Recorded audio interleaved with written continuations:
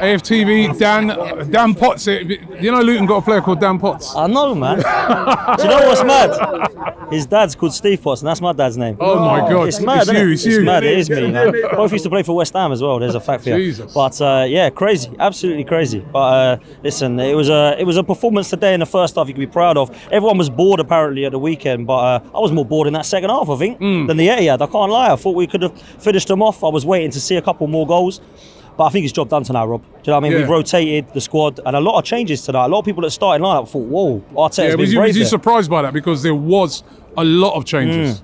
Yeah, there was, man. I expected a couple, but when I saw Smith Rowe and Nelson together and a couple more on top of that, I thought, yeah, man, maybe he's done a little bit too much there. Then I saw what Luton had in terms of their injuries, and I think he's looked at that. He's looked at that. It's job done tonight, and there were some performances we'll be proud of. I thought Martin Odegaard, my man of the match. I thought he was running the show, and as he has been most of since Dubai, this guy has been running the show in most games. I've got to say it. You know, I know that decision making at final third in times at the Etihad for me a little bit questionable, but the guy's been really good to watch, man. It was a great finish by him as well. It was a good finish, man. It was a good finish. And Smith Rowe and Nelson for the second goal as well. I know it goes down as an own goal, but they both put themselves about. They put themselves about tonight on the pitch, didn't they, the players? You know, they've come in and they've done a job. I've got to mention Gabriel, actually, right, tonight, because the guy's a beast, right? Absolute beast. And people all mention Saliba. Again, he gets the plaudits at the weekend, man of the match and all these stats and stuff. Brilliant. I love Saliba, right? But Gabriel's been our best defender this year. And do you know what? He's probably been one of our best players. People will look at Declan Rice and Saliba, absolutely. But I think I'm edging it towards Gabriel, you know. I just don't see any bad performances from him. Consistently, I'm looking at Gabriel now, and I don't know another centre-back as good as him in the Premier League right now. Yeah, I mean, that centre-back pairing is, because, much as all right, a lot of people might say we could have scored more goals, but it's another clean sheet. Again, I think, was it only 4 goals conceded since the start of this year? I mean, that is a sort of defences that win you leagues. Well, let's hope it does. Let's hope it does. I mean, I must say, I'm already looking at the partnership at the Emirates thinking, this is the best we've seen. You know, Koscielny and Mertesacker don't really come close for me. I know they were good individually, and as a partnership, I think they went something like 22 games without conceding, without losing a game or something at one stage. But for me, I'm looking at this partnership now, and it's a proper partnership. It complements each other. You've got Saliba, who's on the ball, so calm and composed. For a young player to be that calm and composed, Gabriel is just that monster and that beast. And do you know the biggest compliment I can give to Gabriel is that a lot of people said he had that bozo moment. I was guilty of that a couple of seasons ago. I haven't seen that from Gabriel for a long time.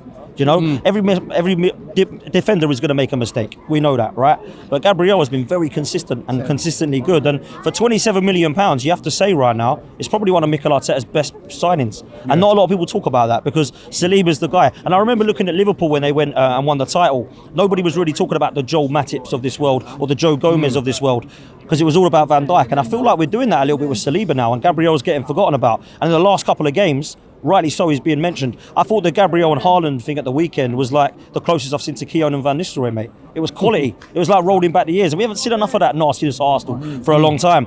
And the other player I want to big up today as well, and consistently, Ben White. Since Dubai, probably one of our best players, do we say? I mean, unbelievably consistent, really good. Started the season a little bit off, I would say.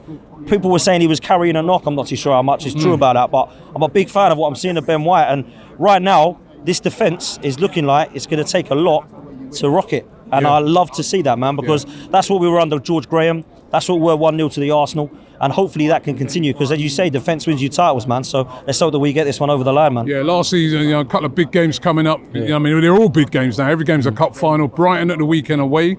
Won't be easy, but we did beat them pretty comprehensively there last year. And then next week, Bayern Munich here. I mean, the games are coming, big games, thick and fast. Every 3 days or 4 days we're playing games, man. And a lot of people are looking at that negatively. Let's enjoy it. This is what we wanted, right? We're so used to being Thursday, Sunday, and then a long break because we've gone out early, out of all the cups. Let's actually enjoy this Champions League and Premier League run, because Bayern Munich, at the moment, I think they look beatable. I don't fear them.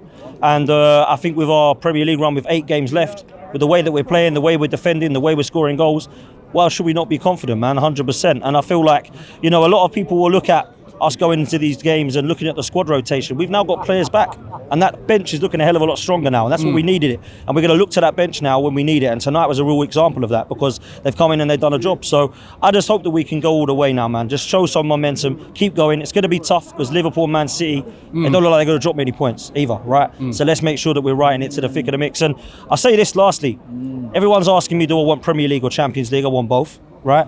But the Champions League, you might only have to win 3 games to win the whole thing. Yeah? That could be easier. I don't know. Tactically, Mikel Arteta might look at that and go, we win our first leg, we win our go through, win our second game in the first leg, we go through, and then it's one more to the final and win that. So do we go with the 8 games or do we go with the 5 or potentially 3? That's a very, very tough call, man. But I'm going to pick Champions League if I had to pick one, because I would love to win that and shut Man City and Chelsea fans up, man.